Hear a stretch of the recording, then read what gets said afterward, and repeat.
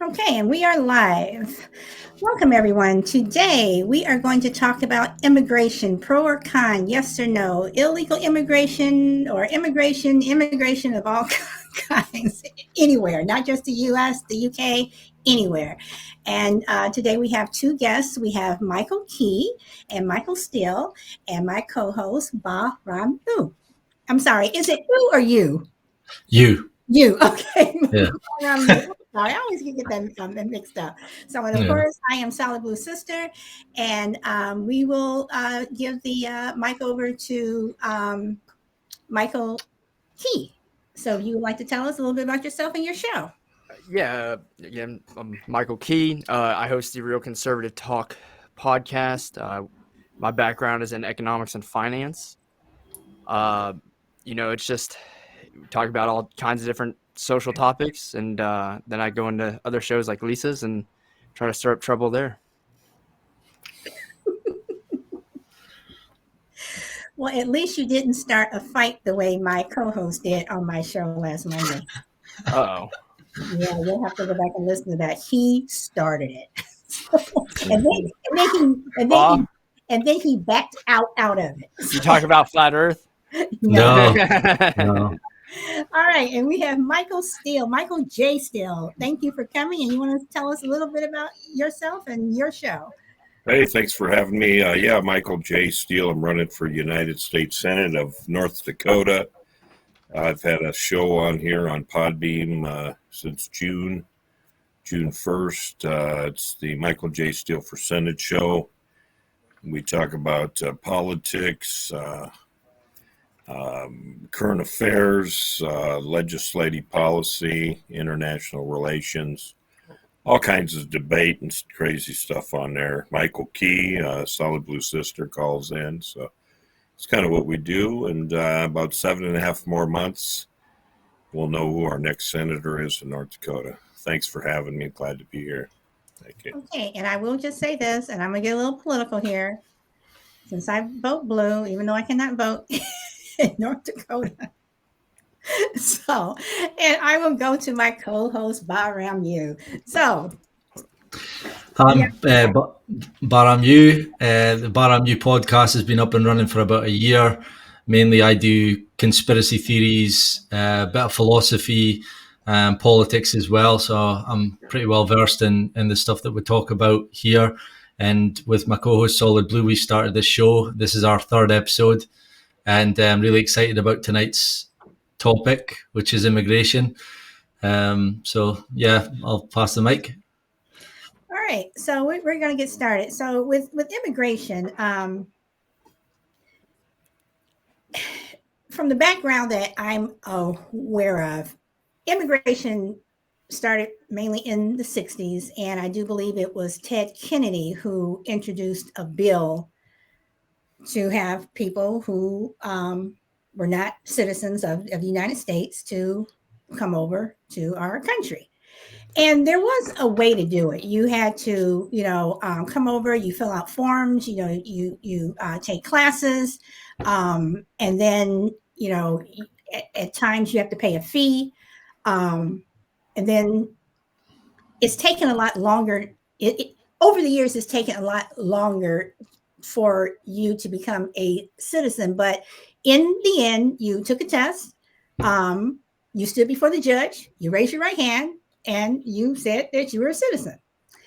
Over the years, though, because of things that are going on in various places, we have people who are coming over, coming across our borders in an illegal way. And I know I'm going to have a lot of liberals who are not going to like me to say this, but I do not believe in illegal immigration. I think if you come here, you're welcome. Do it the right way. And I know I'm going to get a lot of pushback on this. I also do not believe that we should open our doors to people in other countries because they're having issues. I don't believe that Ukrainians should come over. I don't believe that Afghans can come over just because it's like everybody wants to come here. It's like, can you go to other countries, whatever? But we tend to open our doors and we give out all this money But yet we have things that are going on here that we can't even fix. We have so many homeless people. We have, people want to, blame that, this governor, you come to your state, I'm in California, and you all have such an issue, whatever. One reason why we have such a big issue is because California is a warm state, whatever. But everybody wants to come. And we're giving out all this money. If you cross the border and you're doing it in an illegal way, I don't believe that we should accept you and put you in a detention center that U.S. citizens are paying for. Send them back, even if it means that you're just going across the border and there's that line there, and you're standing over here, and we're standing over here. We cannot afford it. We are so burdened with it seems like with so many foreign things that we cannot take care of our own. So that's my view. And I know I'm going to get some pushback, but Michael Key. I'll go. Lisa, you sound more and more conservative every day. The last conservative I voted for was Arnold Schwarzenegger.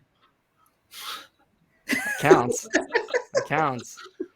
You're like, okay, you're a Joe Rogan type then, I guess, right? Okay. Michael? I agree with what you said. I do, wholeheartedly. I have personal experiences with immigration.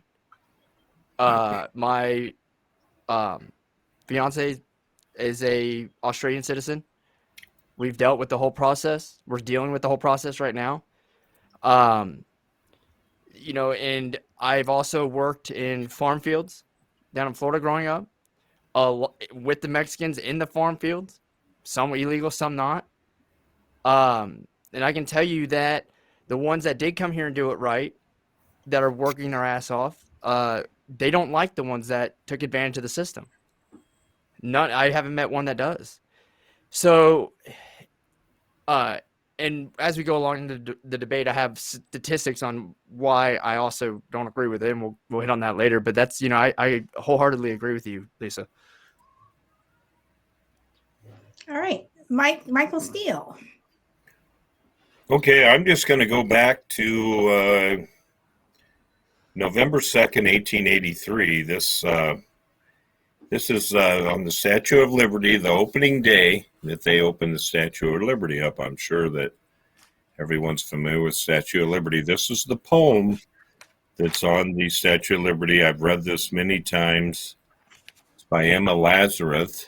It's called the New Colossus. Not like the brazen giant of Greek fame, with conquering limbs astride from land to land, here at our sea-washed sunset gate shall stand a mighty woman with a torch, whose flame is the imprisoned lightning, and her name Mother of Exiles. From her beacon hand glows worldwide welcome. Her mild eyes command the air-bridged harbor, then twin cities frame. Keep ancient lands your stored pomp, cries she with silent lips. Give me your tired, your poor, your huddled masses yearning to breathe free, the wretched refuge of your teeming shore. Send these, the homeless, tempest toast to me. I lift my lamp beside the golden door. So we are all immigrants in America. And I think back to Cuba, all the great doctors and all the great scientists now that we have in the 80s, we had all these people coming. People were mad. All the Cubans coming on by boats, that are actually, if they can get 1 foot on the shore, they become United States citizens. Well, I'm pro-immigration because we need people right now. The birth rates in the United States are down 40%. We have 1.6 billion Chinese, 320 million Americans. The baby boomers right now need doctors, lawyers, and you got to look at all the successful Cubans that came to this country that people were totally against. And we're all refugees. Why should we judge? Judge not ye be judged. He without sin cast the first stone. Back to you, Solid Blue Sister. I want to push back on you, but I mean, Bob, do you want to go first, or you want me to push back, or I mean, I don't know. You want to make a comment? No, on you go, Solid. If you've got something in your mind, if I was to talk, go for it. Go for it. Okay, so Michael, I understand what you're saying with the Statue of Liberty and everything, but it didn't include everybody. It really didn't. It didn't include people who look like me. We've been sent back many times. You have Haitians, you have other people from Africa. The only time that Africans were allowed in here willingly was on a boat, and we were in, so and even still with some of the Chinese people who came over trying to come in around that time, they weren't allowed. The main people who were allowed were Europeans first, then Italians, and then Irish, but for the most part, the United States has a habit of picking and choosing who they want. And usually if you're of darker skin, they don't want us. So with that whole thing,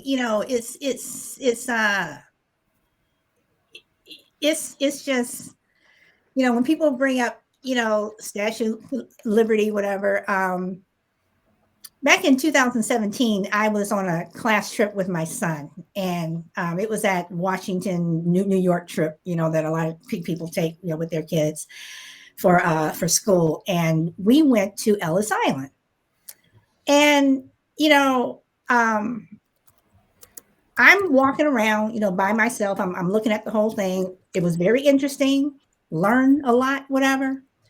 But they're telling the kids, go over to the book. There's this big book where you can look and you can see if your relatives were here. And all these kids run over there. But I noticed my son and two other kids out of his group, then I'm looking at other class groups and whatever. There's always people who look like me who were just kind of standing back because we knew we were not in this book. So like I said, I went around and like I said, I saw the entire thing. It was great, whatever. But again, so I'm sitting and I'm waiting for, them to, how you have to meet at a certain time, whatever. And I'm sitting there with this other, this other black guy, and we're just sitting there. We're just talking, whatever. And his daughter is off somewhere, and these three older white women came and they sat down and they were saying, "This is just so exciting." My aunt, whatever. So they look at us and say, "Isn't this exciting? We were able to find so and so, and were you able to find whatever?" And I looked at her and I just said, "No, my people came over on a different boat." And she looked and her face got red. And her friend looked at me and said, "You are so rude." And I just started laughing. And the other guy that I was talking to started laughing. And we're like, do they not get this? So I understand what you're saying. And I'm happy that she was able to find her great aunt and whoever else was able to find their aunts and uncles and cousins and grandparents, whatever. But again, it was picking and choosing. And a lot of people who wanted to come over to this country were not allowed to come over. Michael? Well, you're right, because, in 1938 through 42, the United States turned down hundreds of thousands of Jewish people whose lives could have been saved if we'd allowed them in to our country, who got sent back to Nazi Germany, who were killed in gas chambers. So there's something else that you're right about. Many people who should have been let in this country were killed in Nazi Germany. But I believe that most of the African Americans who were here built this country. They built our country on the backs of slavery, and we are indebted to African Americans that are here. They built Washington, D.C. They built America. So we owe a great debt to our African American brothers and sisters in America. But like I say, you're right. We picked and choose. We're responsible for the death of 127,000 Jewish citizens who came to Miami Harbor in New York, who were sent back to Nazi Germany to get killed in the camps, and we could have took them. We had plenty of people here, other Jewish citizens that wanted them here, and we wouldn't take them. We sent them back because we feared they were Nazi spies that were on these ships. That's what our reasoning was by the president, Franklin Delano Roosevelt at the time, said they could be spies, which they weren't. They all got sent back and were killed. So you're absolutely right that we pick and choose, but we pick and choose who died too. I mean, we pick it. Yes, we pick and choose. We pick and choose who dies, and we always come up with a reason. Like during World War II, we sent all these Japanese people to our camps. Meanwhile, people were allowed to go in, steal their homes, take art, whatever. I mean, they stole it, and as far as I know, these people never got it back. Yeah, then they get the reparations, whatever. I think they got like 20,000, whatever. But again, you pick and you choose. So if you're going to have immigration, I'm just saying, do it the right way and do it for everyone. Don't say, well, you can come. Well, you can't come. Well, you can come, but you can't come. No, that isn't right. So, Bob? So I'm in the same boat as Michael. I've got my wife's from California. I met her here in the UK while she was here doing her master's degree, and we fell in love. We decided to get married, and we were separated for a year while our passport was taken off her, and that was hard. I had to put my house on the market, move in with my grandparents, and for that year, while all the processing was done, and £10,000, well, £6,000, £7,000 the first time, and now we're about 3 years in. So at the 2.5 year mark, we've had to pay out another £3,500. So we're about £10,000 deep. So I've got a personal story about that, and it goes with my views. And not only before I met my wife, when I got into politics and I learned about immigration, it's like, well, when you live in a country that has taxation, I don't think you can have open borders and free-flowing immigration, because you have to favour your own citizens, your nationals, the people that have paid tax all their lives, that have worked, paid into the system. And I see, I'm sure it's more evident in some certain states, and I mean, I've been to California, I've been to Las Vegas, I see the homeless problem, and yet you're flowing Mexicans and Honduras, the whole caravan thing, and these people, I don't know if it's the same, but here in the UK we have the same problem, and these people are coming over more really from Eastern state like Latvia, Russia, Polish. We had a big influx of them maybe in the early 2000s when I first got into work. When I was 16, 17, I got a job as a welder, apprentice welder. And from then on, that was when I think it was 2005, the UK seen a big influx of those Eastern Bloc countries. And it just bugged me because, and I'm not picking fights with these people. My brother-in-law, he's one of them. He's Russian, and him and my sister are engaged, and they have 2 beautiful boys. And he's a top guy, a gentleman. And it's not that people like me hate immigrants, or maybe some do. I'm only talking for myself. What I hate is seeing nationals, and more often, like you'll hear people say, some of these are veterans that are sitting on the streets begging. My sister was put on the housing market and told for 7 years she would be waiting for a council house, and she had to private rent, which is obviously way more expensive. And then the lists, the NHS we have here, the healthcare system is just a shambles.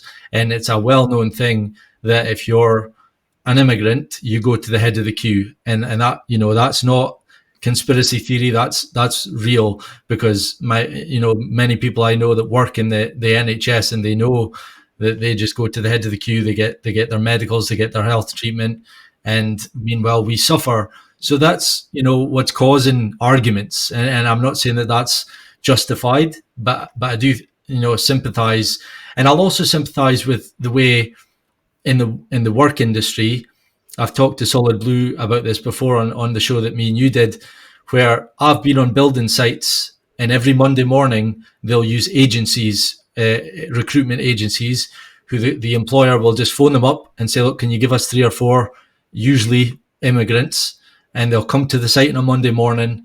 They will, if they sleep in one morning, they'll just, right, give me another one.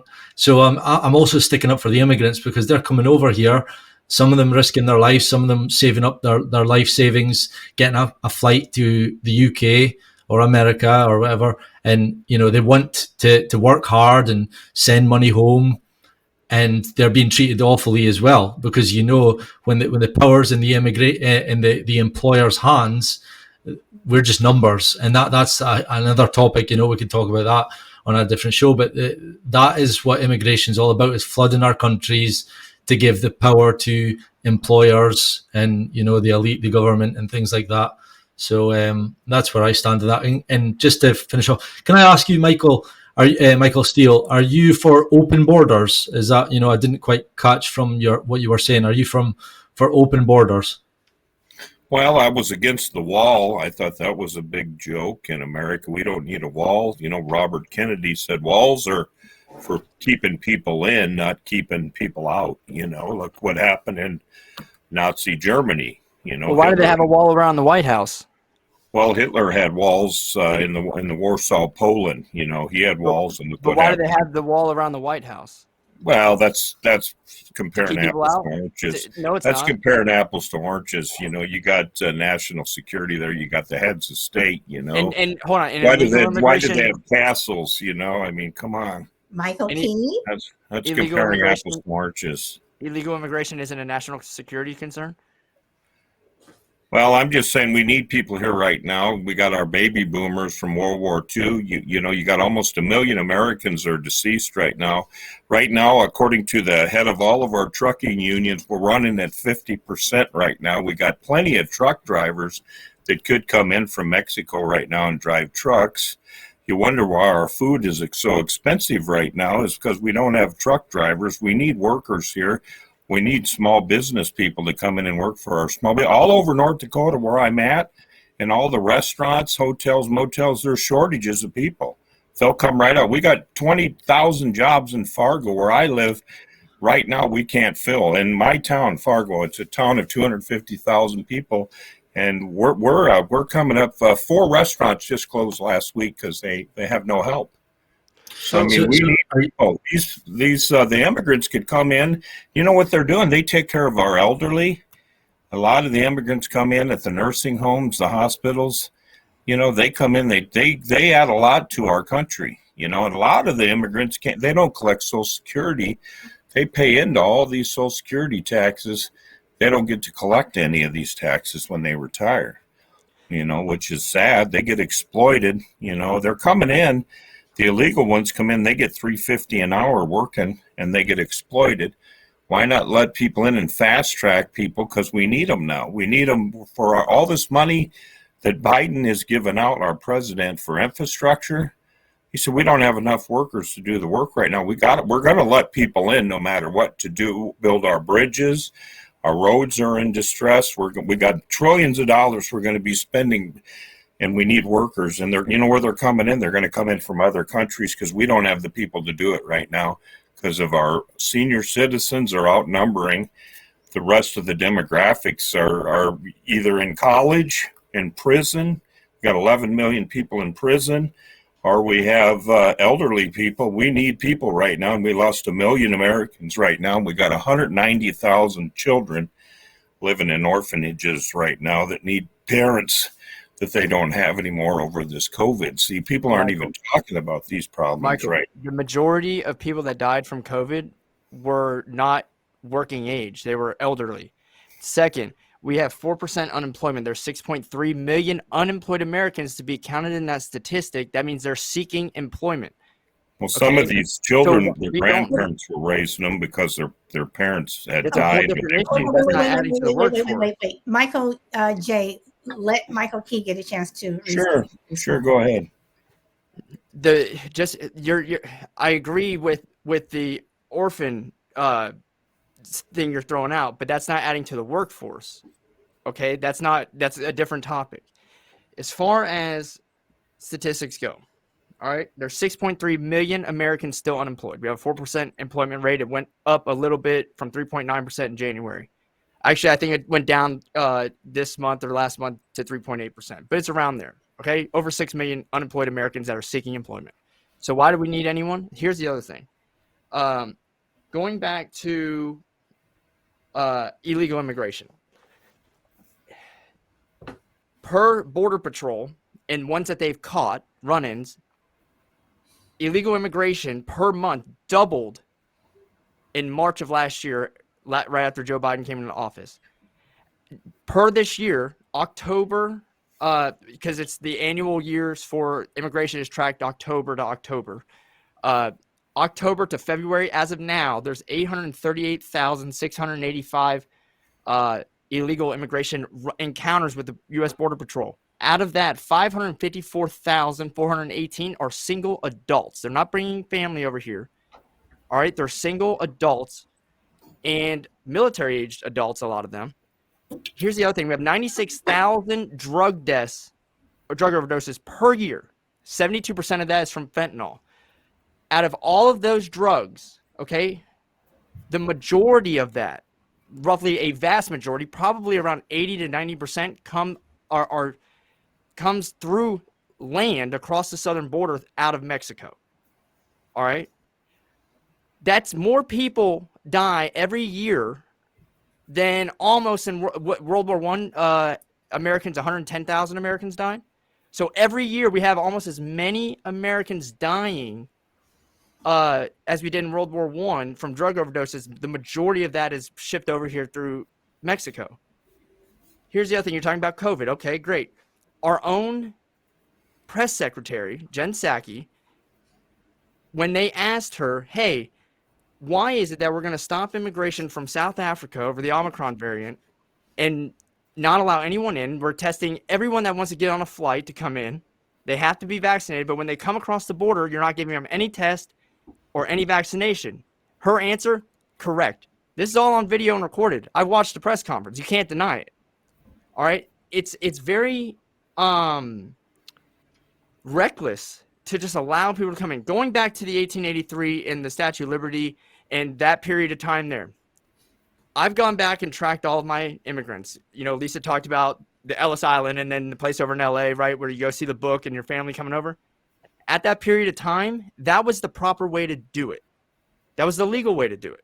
There's a legal way to do it now. All right? Going to what Baugh said, I think Baugh and I relate. He's already a lot farther along in that process with his wife. But in 2 years, October of this year will be 2 years. I've only seen my fiance 1 month. And what will be 2 years, all right? Because once her visa was up during COVID, we made sure that she was not breaking the law, which means I sacrificed seeing the person I love the most in this world, all right, to respect the laws of the United States of America and the laws of Australia. Because if I go there, we're going to do it legally. We're going to pay whatever money it takes because she's worth it, all right? But that all should apply from the people that are coming up through the southern border. Here's the other thing. Not all of them are Mexican. A lot of them are Guatemalan. A lot of them come from other countries, right? If you're seeking asylum, look at what's going on in Ukraine right now. They're going to Poland. They're going to the border countries, all right? They're not walking thousands of miles through another country to get here. No, you go to the country next door if your country's bad. All right? As far as the Ukrainian refugees, and look, it's not a Mexican thing. It's a Canadian thing. Don't come here illegally. It's an Iceland thing. Don't come here illegally. And no one, I don't care if you're white, black, green, yellow, don't come here illegally. Yeah. Oh, sorry. Go ahead. No, you're good. Go ahead. I was just about to add, like, did you know that Israel actually erected a wall and it stopped 99% of illegal immigration? So clearly walls work. The walls is not just a wall, it's a system. All right? You couldn't have a wall along the whole border, but building a wall along a lot of the border concentrates where the Border Patrol can focus and allocate resources to where it's needed most, right? To the vacant places in the wall. It's not just a physical wall. It's a system of Border Patrol, of oversight, okay, that's going to help prevent people to come in. Walls keep people out. That's why you have gated communities with a gatekeeper all right, there to keep people that aren't without permission to get inside of these neighborhoods. Okay, it's not because the people inside can leave at any time. It's the people coming in that prevents coming in.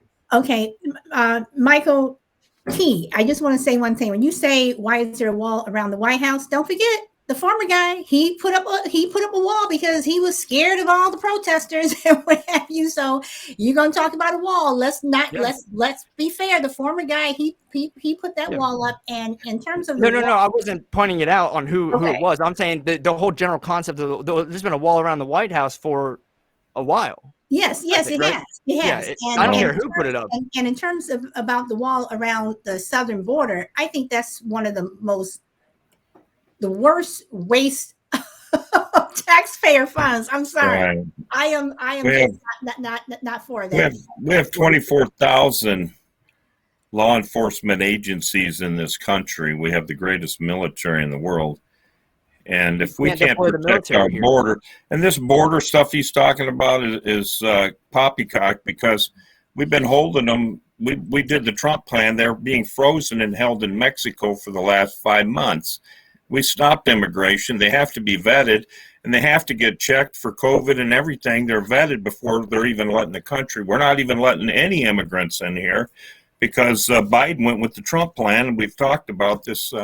I don't know how many times it's been on the news. There is no people just walking in like Michael Key's saying. You can check your facts and check his facts. I don't know where he's coming up with these created facts. It's on U.S. government websites right here. The Border Patrol official federal government website, and then the CDC website for the drug. Okay, I can email it to you if you want. Well, I think you watch a little too much Fox News or a little too much Tucker Carlson or Sean Hannity. We've got Trump's plan going. They're not even being allowed over the border for the last 5 months. They're being vetted. They're being held in Mexico right now because the administration froze them over there. They can't come in no more. So I don't know what you're talking about. And it's a shame that your wife is being held and you've only seen her for a month. Well, then we got to fast track immigration so that she can come in. No, she's not being small held. Business. We need people to get fast tracked. She's not being you're the held. one who's saying you only got to see her for a month. Fast track because it's a process. Come in. Because it's a process and it's a legal process. Okay. Well, we got Afghanistan. We got Afghanis right now working in factories right here, permanent members of North Dakota. We got Ukrainians here already coming in from Ukraine. I don't know who these people are. In Fargo right now working in factories. We got these people who are permanent residents now because they're refugees. Michael, these people should do it the right way. We shouldn't just let them in because there's a war. Well, they're here. They're here. You're right. They are because we let them in.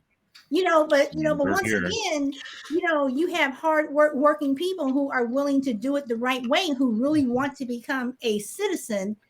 Well, I guess the Native Americans had a really good right way of coming into America. They had a great immigration policy, didn't they? When the Europe and the Spanish conquistadors came over here. They had a real good immigration policy, the Native Americans, didn't they? And Native Americans have gotten completely, over African Americans. Native Americans have just been completely screwed. Right. So when you look at this is their land, I mean, it was their land. It was totally theirs, and it was stolen. If anybody should have all of their land taken, and given back to them, the whole country should be given back to them. Can I say something controversial? But there should. That I know. Go ahead. Hold on. But there should just be. I'm just saying that for Ukrainians and Afghans and all these other people, come in the right way. I'm sorry. They're here. They're here. They're in Fargo. I can take you right now to Denny's at 3 a.m. You could have lunch and breakfast with them at 3 a.m.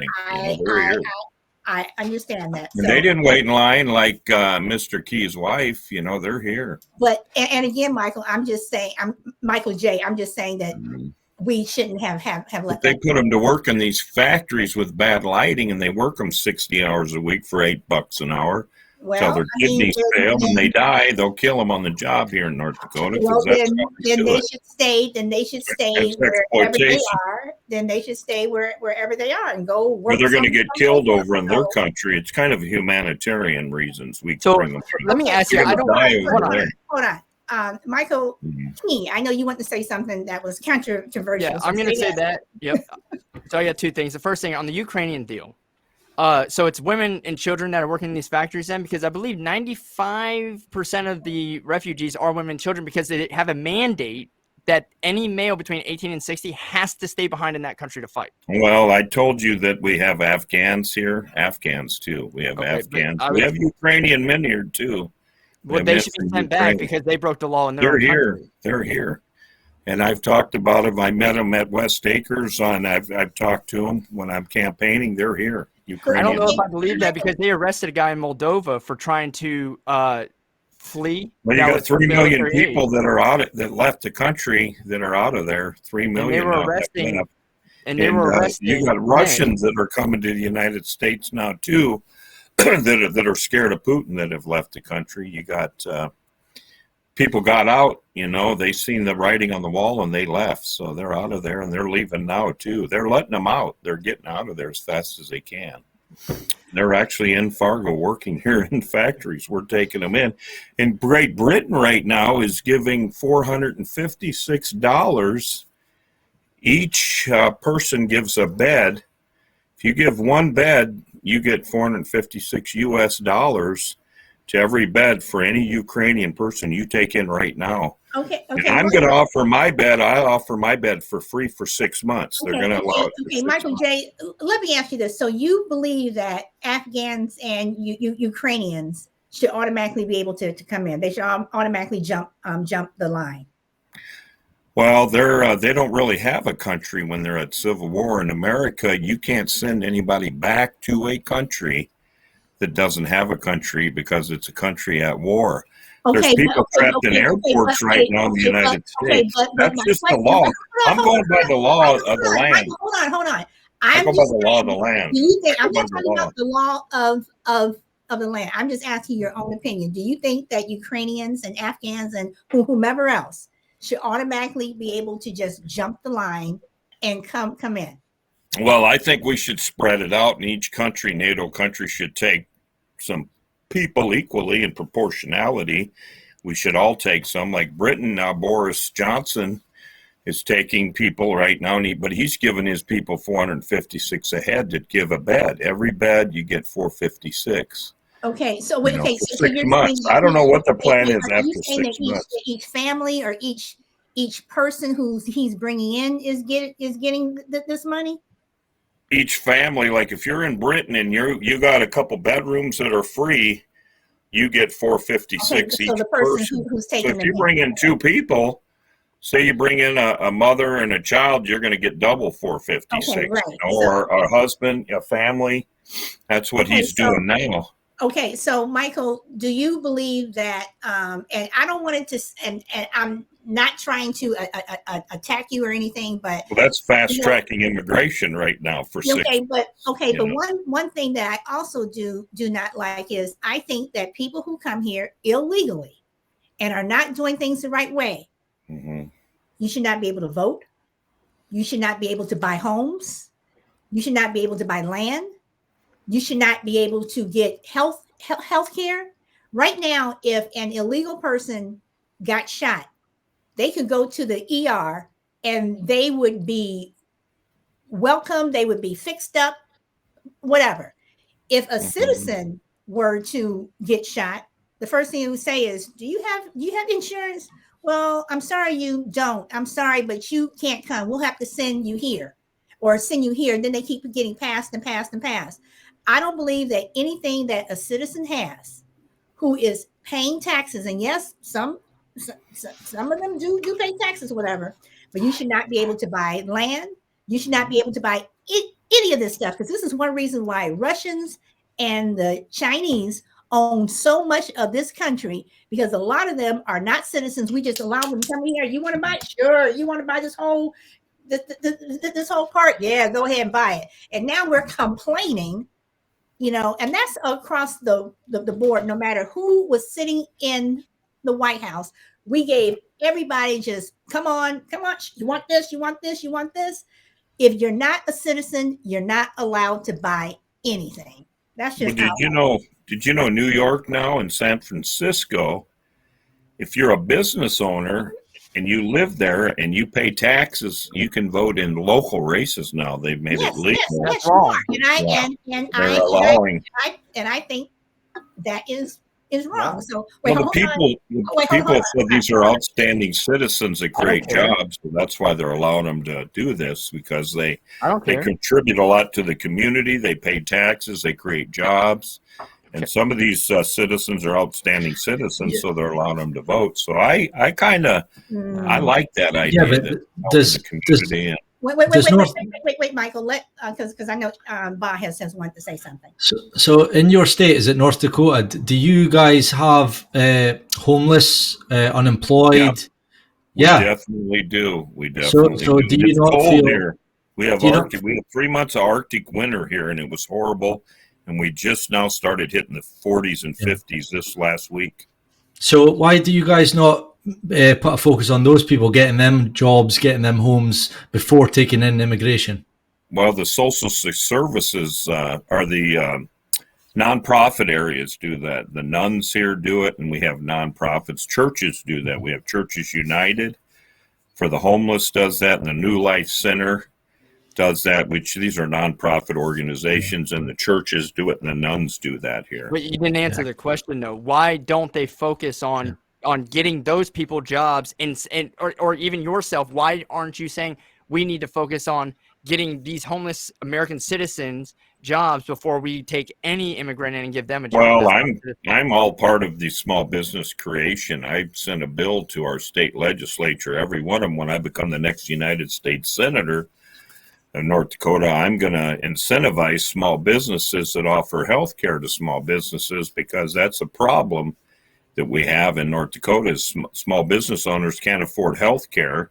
But that's not answering the question. Incentivize, and we're going to help create jobs for homeless people. Wait, Michael, wait, hold on. We cannot talk over people, okay. Michael Key asked a question and he just wants an answer. So Ba asked the question. I'm sorry. He's dancing around the question. Yeah. Okay, so Ba, can you ask the question again, please? I mean, I know. I'm not saying you're dancing around it like Michael is. I'm just saying I just don't understand why any country, and especially in the microcosm, you could go into the states, and here you could go into the cities and look at those demographics of the homeless population and the unemployed population, and then, you know, if there is the problem that you talked about earlier, where it's a lot of elderly people and there's not enough people to fulfill the jobs, then, you know, reach out to other countries and say, look, we need this, give us people that want to come over here, and we'll, you know, fast track them or whatever, because then we want them. But in regards to flooding our countries, which, you know, I still want you to answer that. Like, why don't you think we should be investing in our own populace first before we take on immigrants? And I know what you're saying, using, you know, non-profit companies and that, but the government should be doing it. It's their job. Their one job is to look after us and to make our world a better place. But clearly they're not doing that. And if they're going to shrug the sloppy shoulders onto the non-profits to say that's up to you guys, we're just going to flood the country and put the power in our hands, because that's what I see. You know, getting your population sky high gives all the power to the people in power, you know, the people with the money. And the other question I was going to ask is, we've talked a bit about refugee status, but isn't it in law that if to become a refugee or seek asylum, you have to go to the nearest safe country? And the only way you get that status is if you're demonstrably oppressed by your faith, your race, or creed. And Mexico, Honduras, Ukraine, there's a civil war going on, and they're not allowed to leave, but they should be going to their nearest safe space. But instead, I think I read this week that the four most the four countries that every immigrant wants to go to is the UK, America, Australia, and one other. Help me out. France. New Zealand or France? No, was it France? Germany. A lot of them go to Germany. I know. I've got a feeling it's France. But anyway, Why? I mean, I know why that is, because we do the handouts, especially the UK. It's you're straight to the head of the queue for NHS. You're given a house. You're given a job on Monday morning. Whereas like I said earlier, I know people that are struggling to get jobs, struggling to. My nanny has had an operation this Yeah. year, and it's taken her a year to get a tumor removed from her forehead, and it's turned cancerous, and yet you're getting people who are straight to the head of the queue, and that's my main gripe. I don't really need to For know one, when you go. I'm not a senator yet, and I'm not dancing around anything like you guys accuse me of.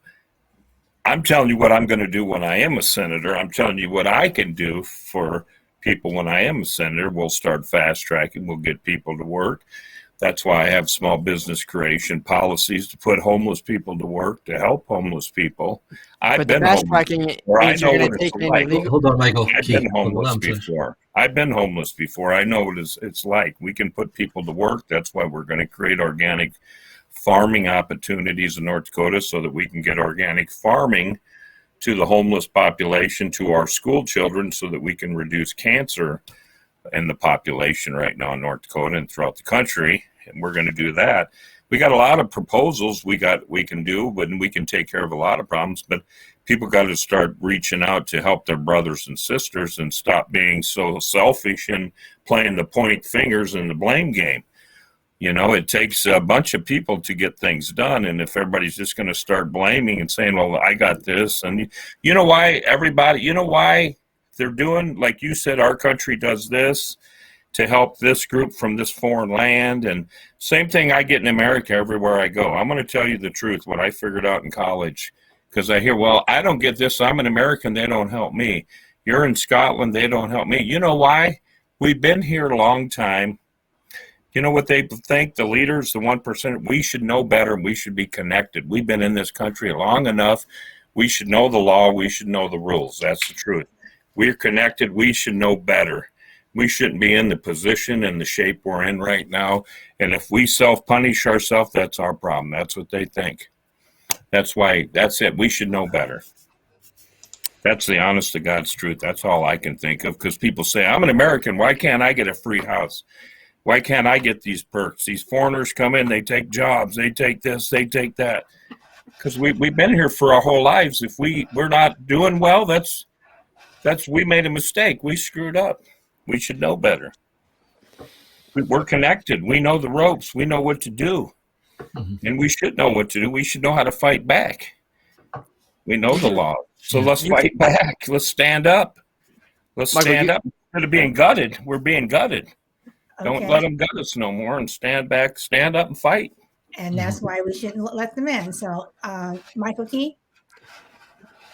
You can say, yeah, we should know better and all that stuff. The thing is, look, and Lisa, I know you don't like this, but I think when I look at a lot of the policies from the left, okay, and I don't like attacking left or right or whatever, but I'm just saying what I observe.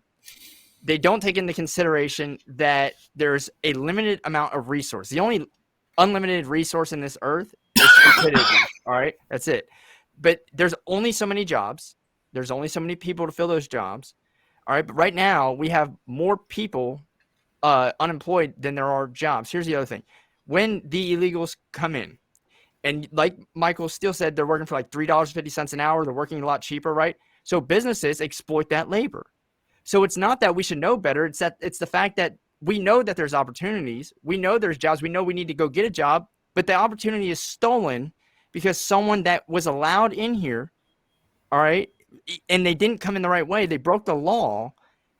Is now taking up the job, and I can't compete with that wage. I'm forced to make. Companies aren't finding them enough. Wait, hold on. Don't. And I would agree. I think we should punish businesses, substantially punish businesses that hire illegal immigration. Here's the other thing. Right now, or the big thing, we have lower class, we have middle class, we have upper class. We know the class system. Okay. I would make the argument that, at least coming from the southern border, the illegal immigrants, all right, are all lower class.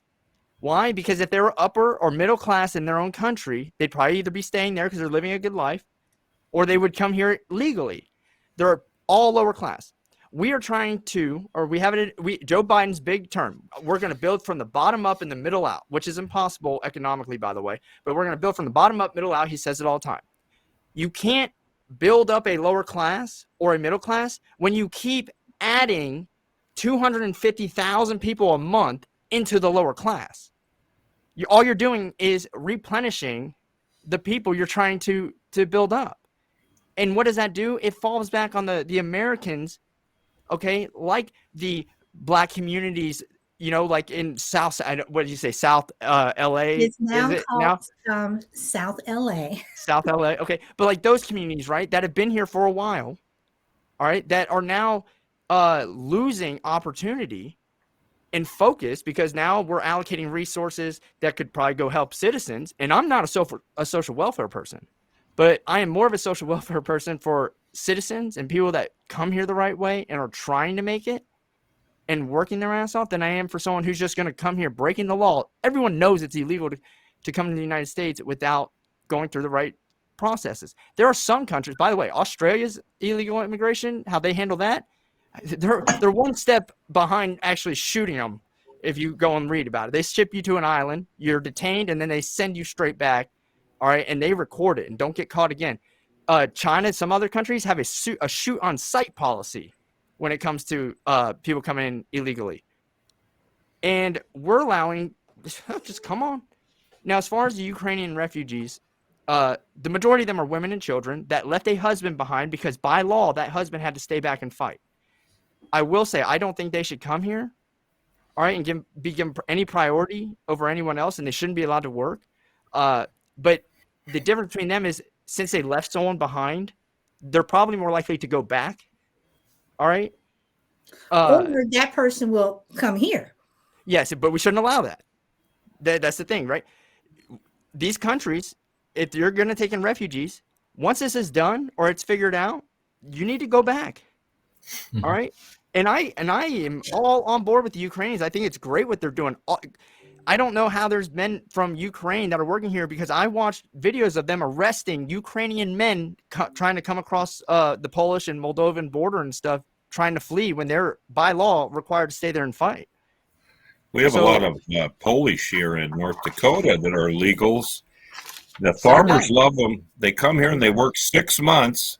They come here and they work 6 months for the farmers, love them, and they know how to farm real good. The farmers exploit them, use them.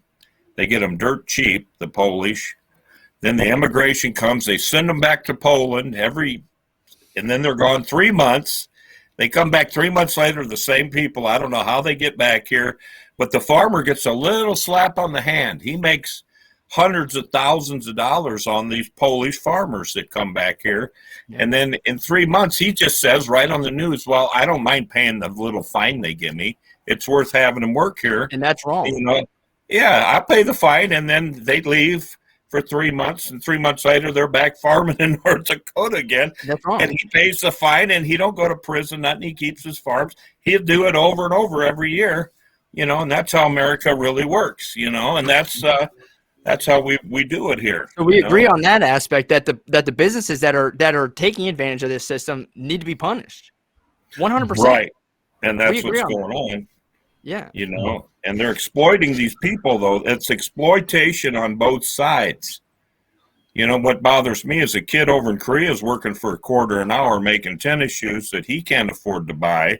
And our kids in America are killing each other for these $200 tennis shoes that are exploiting our kids over here, too. You got that going on, too. You know, but that's not an American. That's an American problem because our American businesses are taking advantage of the cheap labor over there. Yes, but as far as who's allowing it, that's a China problem. That's a North Korean problem. That's also why we're having harder times competing in overseas business because China doesn't play by the rules, right? They utilize slave labor in certain and they're making goods at next to nothing price where we can't do that here in the United States. I go to Walmart, I get my tennis shoes for $15-20. You know, I don't pay $200.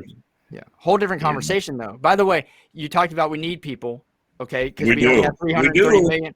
Well, hold on. Talk to nurses, doctors. Talk to people, factories. Talk to people. Hold on. They need people. we have 330 million people here in the U.S., right? And you said, oh, well, China has 320, 1.6, whatever it 320. is, right?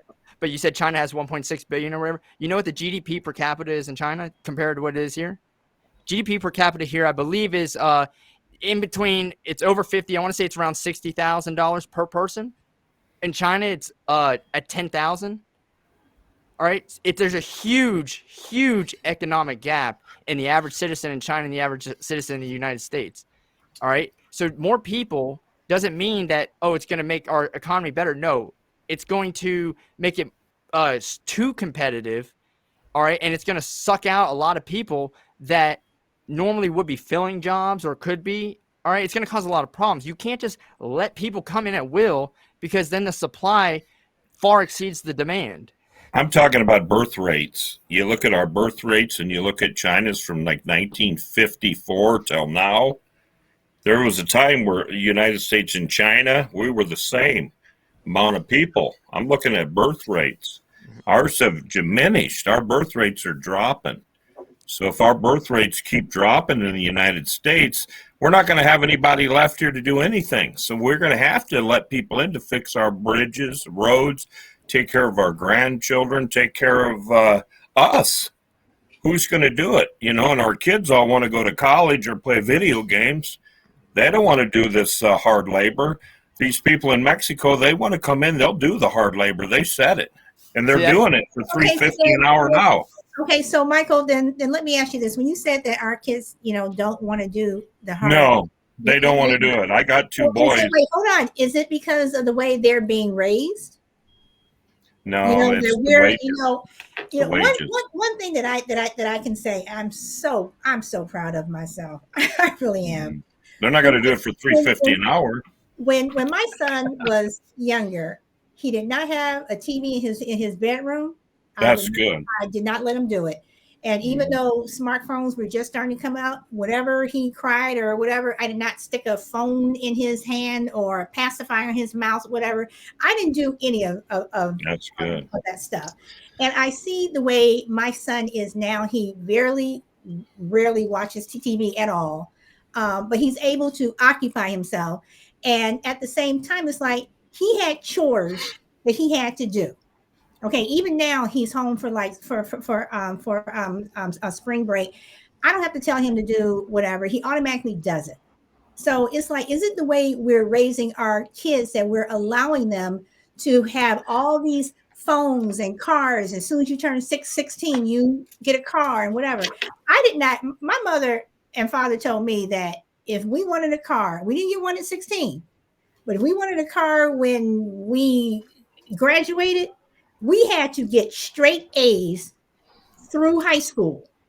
That wasn't going to happen. So guess what? Buy my own. So guess what? I had to get a job and buy my own car. I did not get a car. I had to buy my own car, and I didn't get that until I was I think 24. Whatever. But I'm just saying, is it the fact that they don't want to do it because of the way we're raising them? If we raise them that, at the time, video games. Hold on. At the time, to get a worker's permit, when I was growing up, you had to be 14. I was working a summer job at the age of 14. I had to pay my mother, which I thought was horrible and so much money. I had to give her $10 out of each check for rent. And I was like, oh my God, you're taking my $10, whatever. But I'm just saying, and then you're 16 now where you're able to work, but we're not telling our kids to go out and get a job. When I was growing up, you told your kid, you are going to get a summer job. Yes, you can do this, but you're going to get a summer job. You are going to work. And then work. And then when September came, you went back to school. But and we're not teaching our kids this. So instead we're like, well, go get the immigrant to do it. Go and get this person to do it. I don't want to do it. Our kids are growing up entitled because we're allowing them to. So is that part of the problem? I think that's a big part as well. But also, I know here in the UK, a lot of people, and I'm not defending it at all, but when the welfare is paid more than getting a job, that's going to cause a problem as well. There's a lot of people saying, I'm not going to go out and work for £7-8 an hour when I can get, welfare, job allowance and all this stuff, and their quids in. And they also get their their rent paid for, or some of, and their gas, electric. And I've got a friend right now who, for the last year, he's been on universal credits, and he's getting maybe, I would say it's like £1,200 a month, and he's also getting his rent paid for him, and he's looking at getting a job and going, why would I get a job? And I'm like, I totally get it, but at the same, like, who's the mug? But I'm not going to defend that attitude, because I don't like that. I think we need, more morals instilled into us. Like, that's for me. As soon as I was 15, 16, I had a paper round. I got an apprenticeship at 16. And if I, the summer that I wanted to leave school, my stepdad made me wake up every Saturday and Sunday. He would set an alarm at 7 a.m. He would get me up, and he would get me to cut the grass, paint the fence, paint the garage. And I hated him at the time, because all my friends were out playing football, and here's me painting the fence. And I remember when I got a job and I was about 20 years of age, I had a few drinks with him in a pub, and I turned to him and I said, you know something? Thank you for that, because it made me, I've had about maybe 15 jobs, and I'm 33 years of age. But the longest I have stayed unemployed is 2 weeks, because I know I need to work. I need to earn a certain amount. Like Michael was about to say, you need to earn a certain amount. I can't take a job for £9-10 an hour, because I have bills to pay. And that's what, is missing from this, the people, a lot of people in this generation, that they just don't see it that way. And, they're just, and I don't, like I was going to say, I don't want to stick up for these people, but if you're getting more money from the state than you would be from a job, that is going to be a problem. And it's not that these people will do it. And I would say fixing it is not by flooding our country to keep the wages down. I'm a welder, and I know that the average age of a welder in the UK right now is 56 years of age. So I'm assuming in the next 10 years, say, the money will come back to me. I work with a lot of men, and they say in the 80s and the 90s, they were taking home £1,000 a week. Now we're lucky to take home £500 a week. And, there's no double time anymore. There's no nothing like that. It's all agency work. Agencies will take you on. They'll charge your employer £20 an hour, and you'll get 15 of it if you're lucky. And that's the way the system is set up. And the government know that. That's what they're doing. They're flooding our countries with loads of people to give the power to the employees and all that. So automation's taken over too now. Yeah. And what I asked some geniuses one time and professors, I said, when robots and automation takes over, what is the end game? And you know what it is? We all go back to college. And eventually the state takes care of us all globally, is what they told me. And we're all going to go back to college. I said, well, what, our brains get this big or what? We're all going to go back to college when everything's automated. We're all going to be out of work one day. That's the end game. And that's what they told me, these super elite geniuses. So can I clear up a misconception, though, about the wages being paid to some of these people? Now, again, I personally, throughout college and stuff, my dad works for a large family farm down in Florida, in Immokalee, Florida. And my job in high school and college was working in the fields, all right, with the immigrants, all that. I was at the bottom of the bottom, done all that work. First of all, it's not that there aren't people willing to do that work. There's a lot of people willing to do that work. A lot of it goes back to a misconception about how much these people are paid. I was the lowest paid person out there. I was making $8 an hour. All right. Every other person out there, illegal or legal, was making between $12 and $15 an hour. Also had a 401k, full health benefits, and some paid leave. They got very good benefits, and that's a lot of farms across the country will do that. So it's not everywhere where they're making $3.50 an hour. People think, oh, well, I'm gonna go out there and work with the Mexicans. They're making hardly anything. No, a lot of them are making good money. They don't live like it because a lot of times they send that money back to Mexico, and their families live like kings when they send that money back to Mexico. And they bring in the good mota too from Mexico, and they can drive new trucks. Yeah, but that economy is going back to Mexico. It's not even, that money's not being spent here to pay sales taxes. It's not they're living in trailers and little migrant communities, right? Not because they have to. A lot of it's migrant that money workers back. in Minnesota and North Dakota. I got some of my best friends are migrant workers, and they went back to Texas. They go back to Texas When the winter hits here, they go to Texas. But it's and not work because they're Christmas broke. week. It's not because they're They broke got at money. all. They got nice got trucks. money. But these are legitimate migrant workers. These aren't the illegals. These are I'm talking about- legitimate. I'm Where I talking work, about we had both. legitimate migrant workers do pretty well, but they Yeah. travel, they migrate. But the illegals will too, because I worked.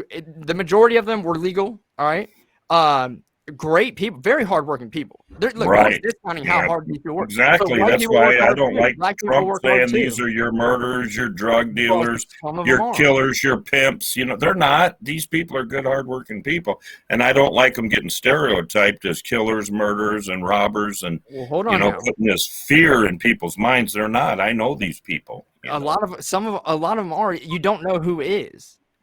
Okay, we're not vetting them when they're here illegally. If they're here illegally, then we don't necessarily know that they're here, and we're not vetting. They could be. We should know with 24,000 law enforcement agencies operating in the United States right now. We should know who they are. And we would know if they came in the right way. Exactly. We would know up front. But when they come in We illegally, know a lot. But when they come in illegally, hell, half the time, every time it's funny because a lot of the times when you see one of these illegals breaking a law, a rape, a murder, which you see often, okay, it's not like this is unheard of. This happens in California. There was a big case with that girl not long ago, right? She was killed by an illegal. In San Francisco, yeah. Yeah, and he came 4 times he was deported or something.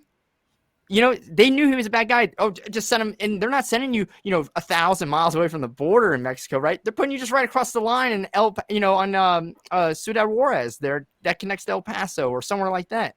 But where I was working, again, this is a personal experience, okay? Because people have this misconception.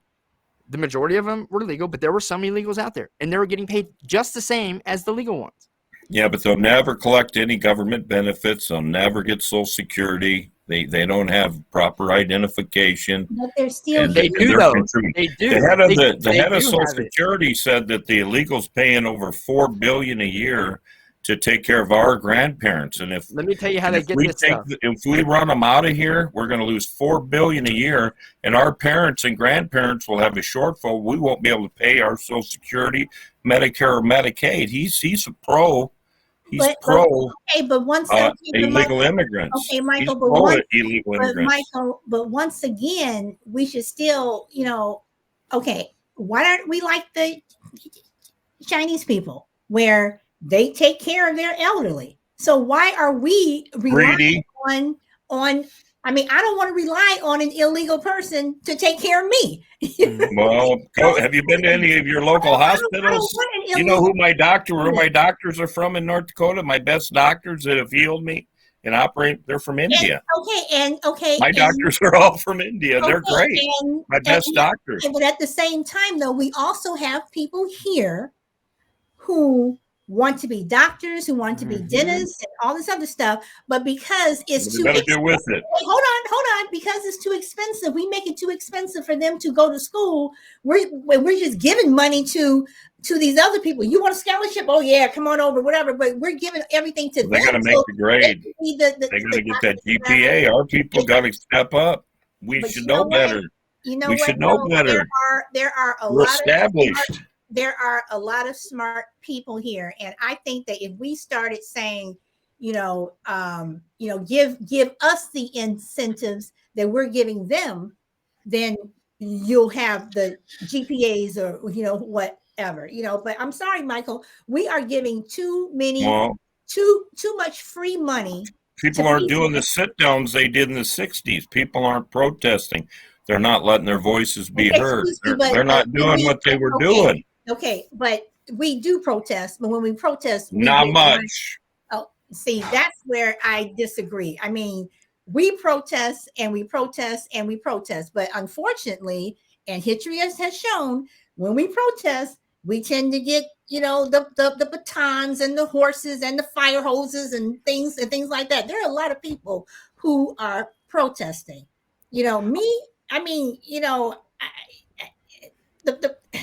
I don't know. I just look at, America and even the UK. They're so the students in North Dakota didn't protest. They were just allowed to vote the last 5 election cycles. They're college students. that lived on campus, and they had to really scream and shout finally this year to get to vote. Are you And talking about people? I who was were saying in North Dakota, Michael, where are were you the talking sit about- downs? Michael, I hold on. was saying Are you talking nobody's about people doing who were not citizens. protest. That college students who were not citizens. Were No, able to these were vote? citizens that were going to college in North Dakota, and they didn't get to vote the last 5 election cycles here Okay. because they were living on campus. They did get to finally vote Hold on, because stop. they Stop. pushed the envelope, but I Stop. was saying, where's the Let me say- sit down? This had been the Michael, 60s. These students would have you been know up in how many arms. times I They voted. would have been up in arms, Michael, you when know? I was on campus, I was allowed to vote. I just went back home and I voted. So that's Right. important right there. Right. Hold on, Michael. They Only didn't. vote. It's not that they didn't have the right to vote. Look, when I got to college, okay, the first time I voted, I went back home. It was 14 hours. Exactly. Went back home, voted. Hold on. The second time, I registered to vote locally. Look, the right to vote, okay, has nothing to do with you live on campus. It's no, they were too damn lazy to go register to vote in that area in the precinct that's right by them. So Or- they're Well, giving that or They misconception. got an just- affidavit. They just got an didn't go affidavit home. from the college to vote, and I watched them. I was working the polls. They brought it there. The poll staffers wouldn't let them vote. They said Michael- you can't vote, and they sent them Michael, home. Michael, I am one. did this person- year, though. They Michael, get to I am vote one this person year. who is 100% for voting rights, but I do know Yeah, that when North you Dakota, vote, check it out. wait, hold Yeah. on though. When you vote, you either if you're living on campus or even if you're, I don't care if I'm in North Dakota, whatever. Yeah, If I wanted to vote for Newsom here, I would just fly Mm-hmm. back home and I would vote. well, college students, not all students going to a public university got money to fly home. Okay, In the middle of winter in North Dakota. Okay, so The money, money.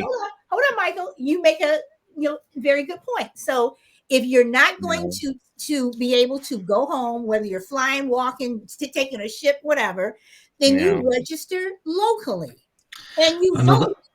Another free, pro too. for They were all legal. Yeah. They got the right to vote I'm this okay. year because Okay, they brought it but up what to the I'm saying, Supreme Court. But Michael, They But it always took had them it. a long time.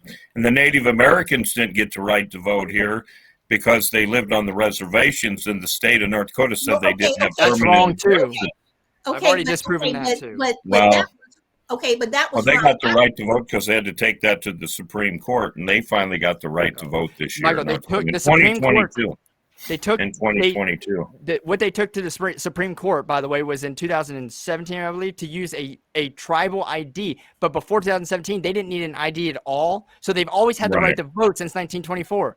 Okay, But they didn't get the right to vote in North Dakota because they couldn't afford the ID. So all these Native you Americans didn't need an vote. ID before because they lived on the 2017. But you didn't need They got any to- ID. why did they go to the Supreme Court, Michael Key? Because in 2017, they said now you need an ID, and the tribal ID didn't Right. count. So, but Right. before 2017, you never needed an ID. Period. So they didn't have to afford an ID. Right.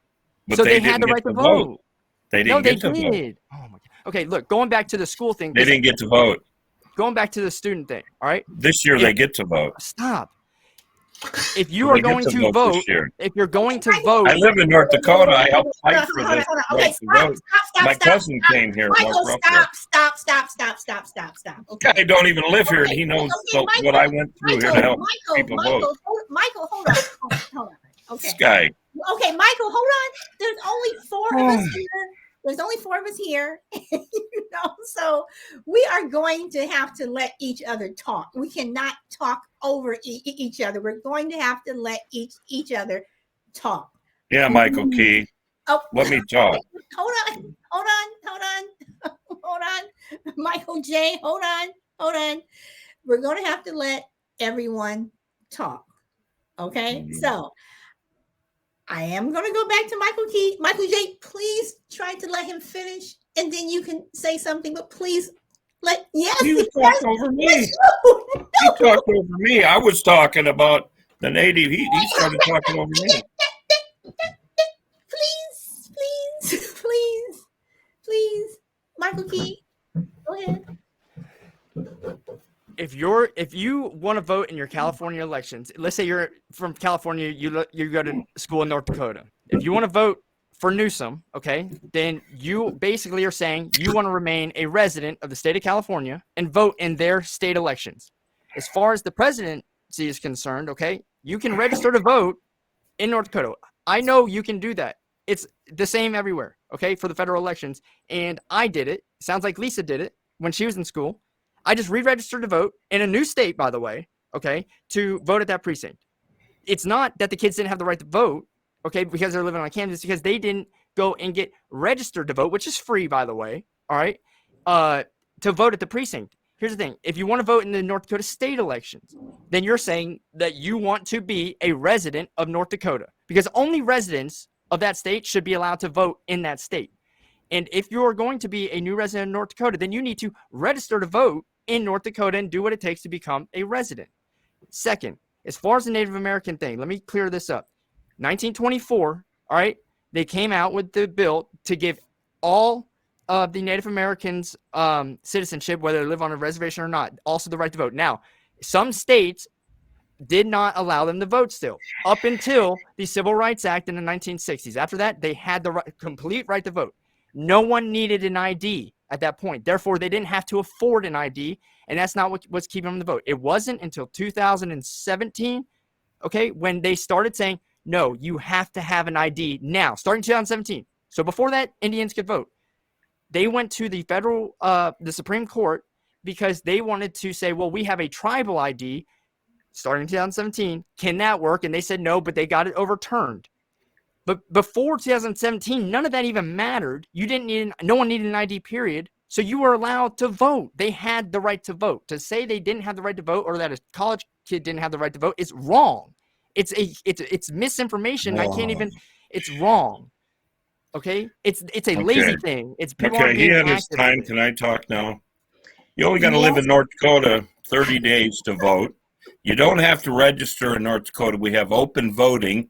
All you got to do is live here 30 days, okay?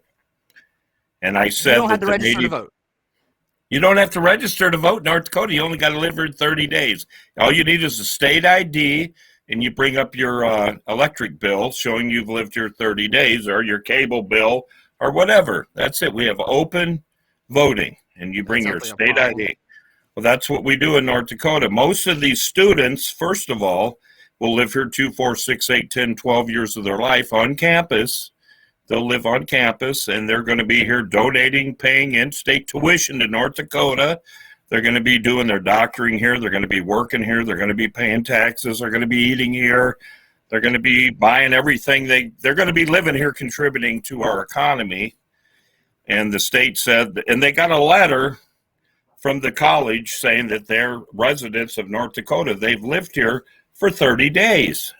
Just like they said, the law said, they went, and I watched them bring their affidavit. They were being denied by the Republican Party. Al Jaeger said they couldn't vote because they were not residents of North Dakota. So for 5 election cycles from 2017 on, just like the natives, they weren't allowed to vote. The Native Americans, all of a sudden, like you said, just like you said, they weren't allowed to vote. Well, most of the natives figured if they got to go get an ID to vote, they weren't going to vote because they didn't have picture IDs. They thought it was bullcrap. My cousin, Mark Ruffalo, the actor, came to North Dakota and bought everybody on the reservation an ID after the state reversed it this year, and they went to the Supreme Court to be able to allow to vote. Now, you got to get your facts straight because it's all over the internet, and the Supreme Court straightened it out and allowed them to vote with the state ID, and they got to vote. But he went out and had to buy them IDs. So they did get to vote, and Al Jaeger now is resigning after this year, but he's the one responsible.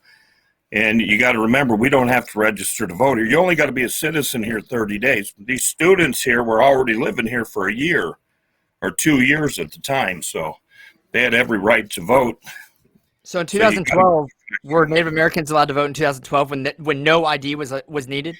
Well, when I was working the polls in 2012, the Native Americans, when they were calling my headquarters, they were saying that the Republican Party came and got their ballots, and they were finding them in the dumpster. They were calling them in all the 5 reservations, finding them in the dumpster. No, they didn't get to vote.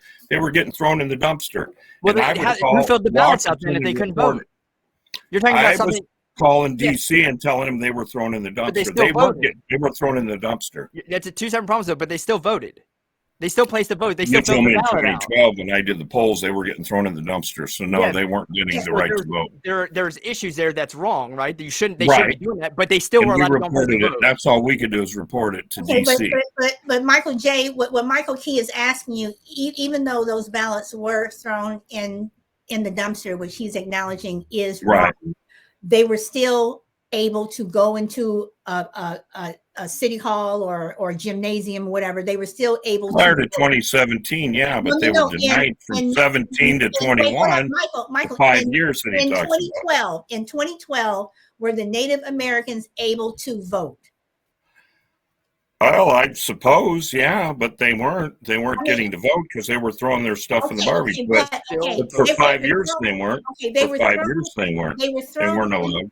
they were thrown in the dumpster, which was incorrect, but they were able to fill out that ballot. They were able to circle or check or whatever. I guess.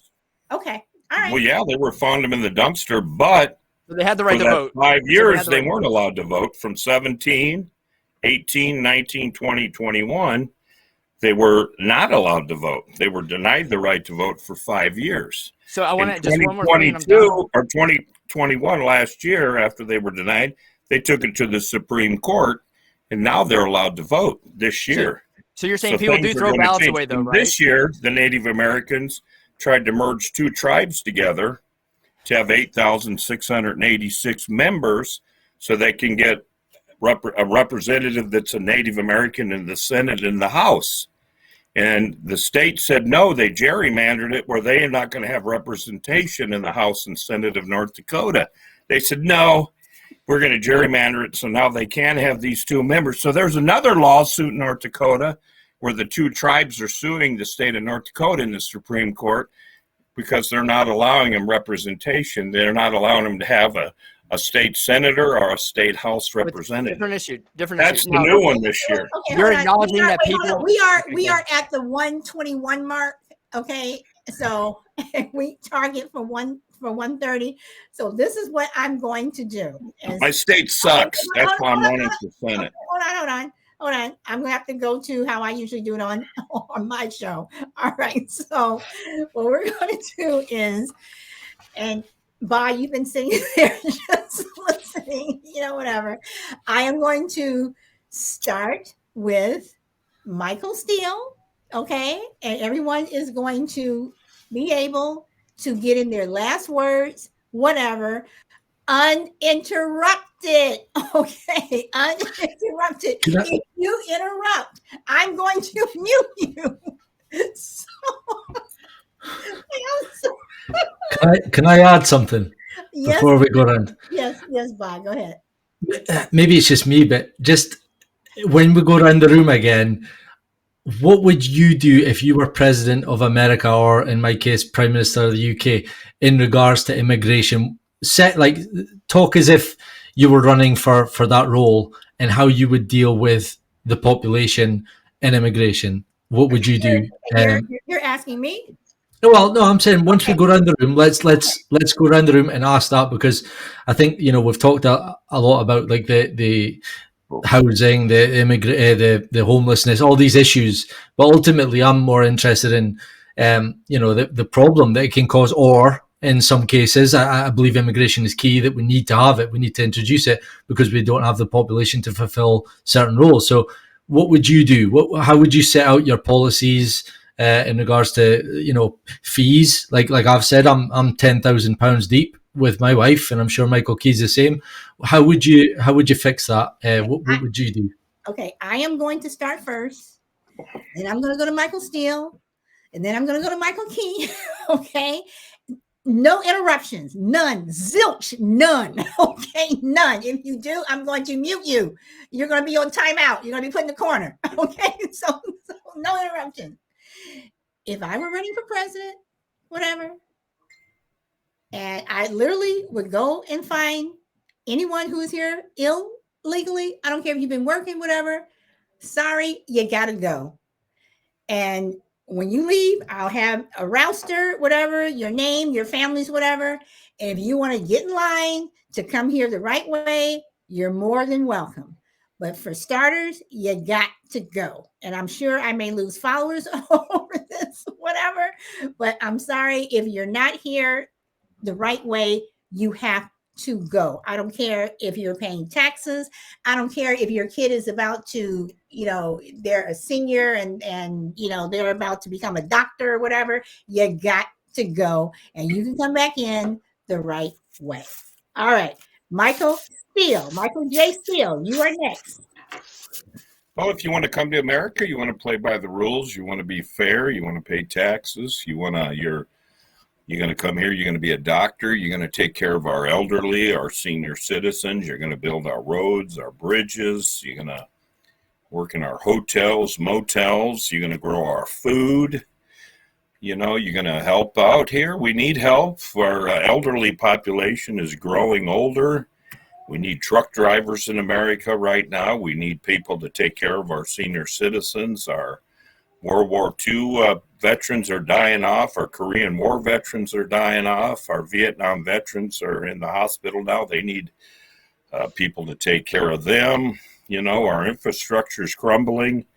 We need people here to rebuild America. Almost every country in the last 100 years has been rebuilt. Germany's been rebuilt. Japan's been rebuilt, Duh. Most of the countries, England has been rebuilt. Our country's the only country in the last 100 years, 75 years, that hasn't been rebuilt. So now we're rebuilding it now with that $1.7 billion of the first stimulus Joe Biden got, but we need people to do the work to rebuild it. Do we have the people? I don't think so. And also we need people to help with our small businesses. Right now, Mexico, you only have the rich and the poor. There is no middle class. There is no different sectors. Like Michael Key said, you got these different levels of poor, richer. You only got two classes, rich and poor. I got people that live in Mexico, and I know there is no middle class there. There's just rich and poor. Bring your poor here. They want to work. Let them help their families. We come here for religious freedom, from religious persecution. People were getting killed. Why we came to America for religious freedom. That's what it's all about. And one last thing, if it isn't Scottish, like Michael Myers said, it's crap. All right. Michael Key, thank you for not interrupting. Michael J, do not interrupt. Okay. Michael Key, you have the mic. So I like Lisa's plan. We need to enforce it, substantially need to enforce it. You need to cut it out. I think we need to punish it a little harsher. We need to treat it like a true crime because it is a crime against our own citizens, the people that are trying to work hard and contribute to the country legally. I would also say that as far as the rebuilding thing is concerned, he listed Germany, Japan, and the UK. When you have three countries ravaged by 2 world wars, extensive firebombing, a Holocaust, and 2 nuclear warheads, I would say that, new infrastructure is definitely in demand. The last thing I want to go out on is Michael J. admitted that throwing ballots away happens. It even happened at a poll that he worked at. So you're acknowledging that stuff goes on. And then if you're working at the poll, why didn't you go and take those ballots and turn them in yourself? I turned them into Washington, D.C. No, but why didn't you turn the ballots in and get those ballots out and make sure that they got, as a poll worker, make sure they got sent to the right place if you saw it happen? They got called into D.C. headquarters to the FEC, Federal Election. Days later, that'd be days or weeks later, though. I'm talking about that moment in time. We got called in at night after the election. We got called in. They found them after the polls were closed in the garbage. So did they submit them if they found them? The people at the polls told us, the Native Americans at the reservation said, they were in the dumpsters. They found them on the res. They didn't get turned in. We turned them into the FEC. So you did turn the ballots in. So they did get counted. So they did fully contribute to the voting system. Probably not, because the polls were closed at 7:00 in North Dakota. They probably didn't get counted. They probably that was that. Probably didn't get counted. We just sent them into the FEC, and that's what they told us. Bundle them up, send them to the FEC. They probably didn't get counted. All right. So I'm going to go to Bob. What do you want to say? And then I'm going to go around and get everyone's last views. So, Bob? So I've just got to put this out there because people who listen to my show and then maybe listen to this show, they'll know where I stand. So I'm not going to be two-faced. Now, I'm an anarchist. I believe in freedom. So in a country that has a taxation, you can't have open borders. You can't have people wandering in and out. You have to favour your nationals. If there was no taxation, which I would have no taxation, freedom. Feel free. If I want to spend 6 months of the year in Germany or Australia, if the world has no taxation, that's how it could be, freedom of movement. But in a world where there's taxation, you can't do that. You have to favour your locals and your nationals first. So I'm completely with Solid Blue on that, and I'm quite surprised. I know you've been, dropping little clues and hints, and I know now why people say you're a closet conservative, but I totally agree with you. If there's illegal in the country, you go, you get them, you throw them out. They've broke the law. We don't then give them, okay, it's okay, you can stay, and here's a house, here's a job. You just don't do that. But that's, what we see. So, yeah, I've got quite a hard stance on immigration. And I also would like to add that I like the Australian point system, and I'm quite proud of the UK, even though it hasn't seemed to have taken effect yet. We've adopted the UK, the immigration point system after Brexit, but we're not seeing that because we're still getting influxes of, the Ukrainians, even like there's still immigration being put into our countries. But I like the points of giving a point system to, like, if you've got a job already, you get 10 points. If you can speak English, you get another 10 points, and you have to hit 70 points to be allowed to come in. And even furthermore, if there's a shortage of nurses, doctors, even like public sector jobs, we will then go to countries and say, like, give us some of your doctors and whatever, and they can come over here and work here if they want. There's not like give us them. It's not held at ransom. I like that because then that's what makes a country a strong, good, like a good country. So I'm totally on board with that. But obviously, my final point is with taxation, you can't have open borders, and you have to be strict with it because you're then disadvantaging the nationals who have paid tax, and they've lived there and given into the system. All right, so we'll start the roll around the room, but I will throw this in. I'm not a closet conservative. I am a blue moderate. A baby boomer, blue moderate. Okay, so any of you guys who are trying to turn me into one, I am not one. I am a moderate. You're an old school Democrat, which is basically a conservative.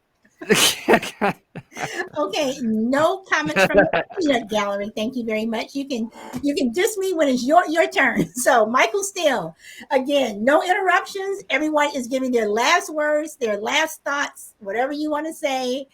Just remember, no interruptions. Michael, you have the mic. Michael Steele, you have the mic. As far as the no wall, I don't want the wall. I heard the wall again from Bahram. They've been coming in. They can fly drones over our thing. They got tunnels coming into America, 24,000 tunnels.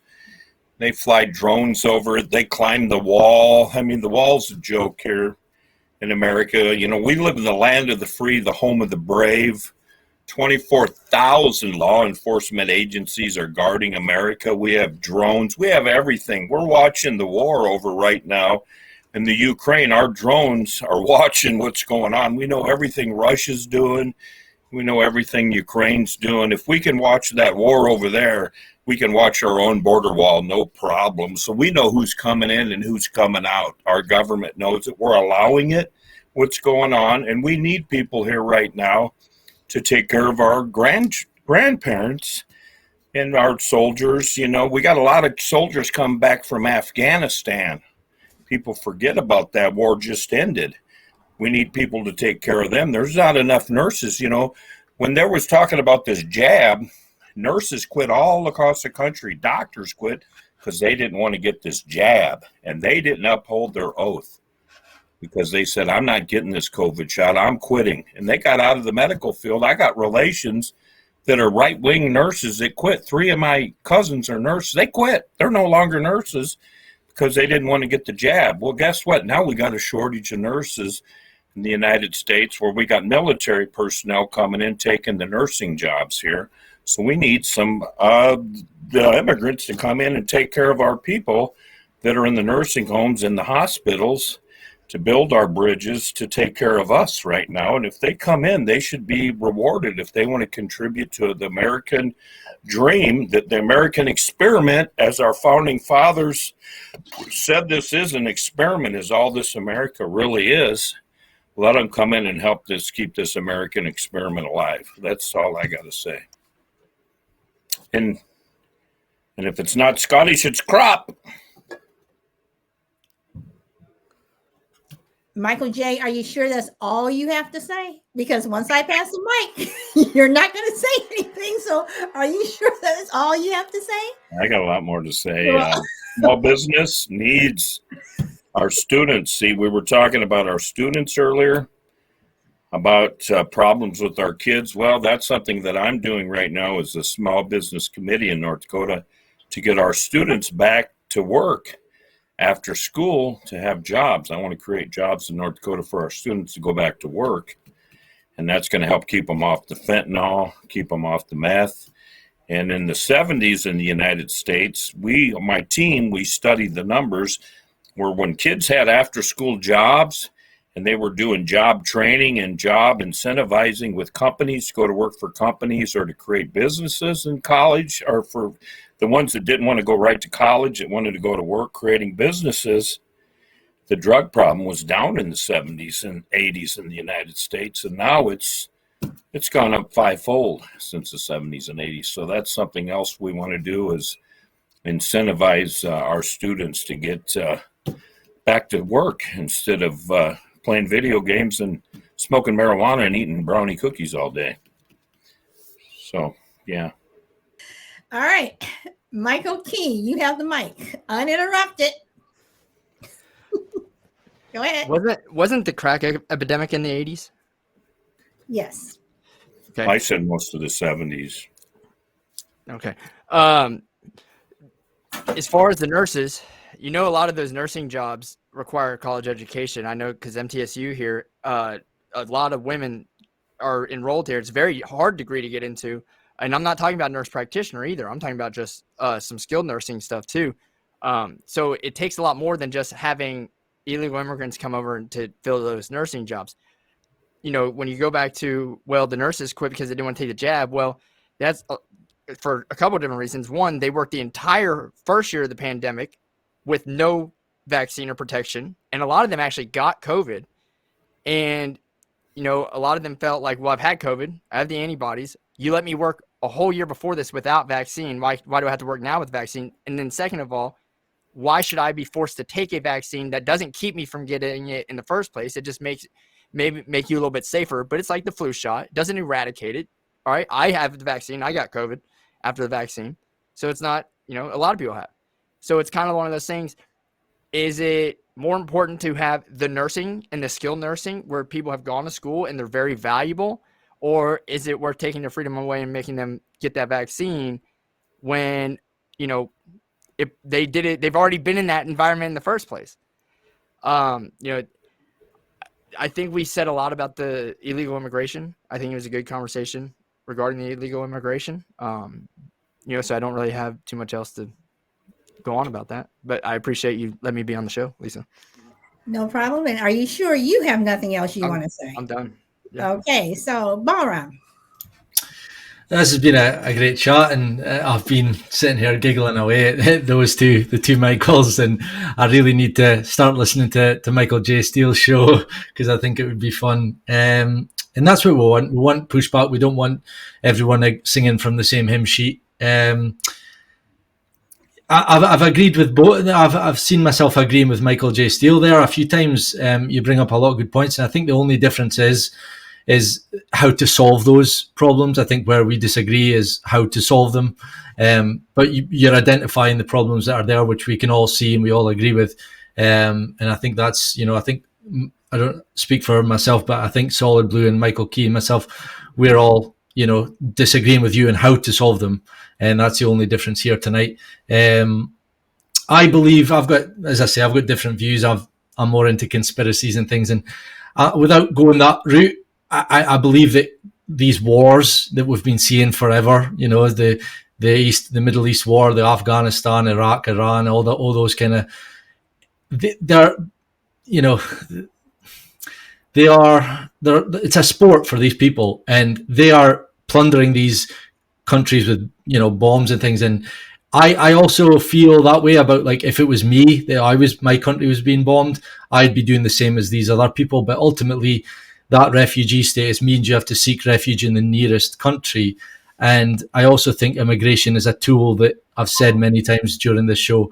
It's a tool that they use to benefit themselves money-wise, flood the country. That means that everyone will be kept. And I also agree with Michael here, Michael Steele, when you say there is no middle class. You're 100% right. And even more so what we've seen in the last 2 years since COVID, that is definitely the case. The middle class is being wiped out, and now we're all poor, and we're all eventually, I believe, we're going to be on universal credits. When the automation comes in, it's a scary future ahead. And even a point that I think Michael Key brought up earlier on the show that shocked me, because I know very little about China, and that's something I need to work on. But when you said that the GDP is like, was it 10,000 per capita? Yeah, that's crazy. Because with my beliefs, I believe that's how the whole world's going to look soon. I know that can be seen as conspiracy theory, but I think that's the way America are pushing it, and the global reset, all this stuff. It's very scary. So again, I think immigration needs to be curtailed. I think we need to invest more in our own infrastructure, and then we don't have the same problems as we've been seeing over the last 2 years. Everything's made in China and America. Even here, everything's made in China. And then when a huge crisis like COVID hits, there's a shortage. Because we've been using China for years. So, it's all about getting our countries greater. I don't want to use that phrase because I know it's very, but make America great again. I can see where he comes from. I love that branding. I know it was demonized, but you demonize the theory, not the man. They demonize the man. I like the theory. Like, I don't stand behind any man in politics. I like making things greater, and that's where I stand on immigration. All right, so I'm not going to repeat what I said when the show first started. I just say that if you're going to come over here, do it the right way. And if you don't do it the right way, you should not have money given to you, homes, houses, being able to buy land, even send your kids to school. I'm sorry, I do not believe that you should be able to take advantage of the system like that.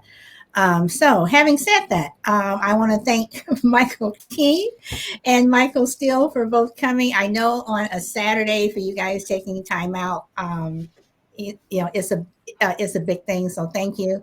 And my co-host Bob, thank you for staying up later, whatever. So on that note, I am going to end this, but I am going to ask the two Michaels if they can stick around just for a moment here. So... I still didn't get my 40 acres and a mule I was supposed to get. Well, actually, I'm the one who should be complaining about the 40 acres, and it was only the 40 acres. It wasn't supposed to be the mule, and a lot of people don't know that. I didn't even get my 40 acres. I want it. It also, if you look at the writing of that promise, only applied to the people that fought for the Union Army against the South. Yes, so there's a lot of things misconception about I don't even get that. I don't even get that. Well, I don't think it would apply to you. But that will be another show. I think it does. That will be another show, because we are doing a show on, wait for it, and I know it's going to be a hot one, because I know Bob and I, we go back and forth on this one. We're doing a show on white privilege. Oh my God. I'm sorry, not white privilege, white for agility. And if you have not read the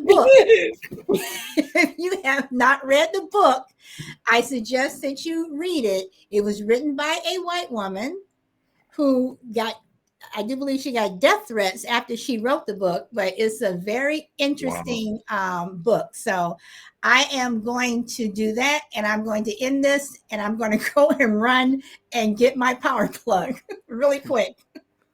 All right, we got to stay here. Me and Yeah, Michael just Key. hold on for 1 sec.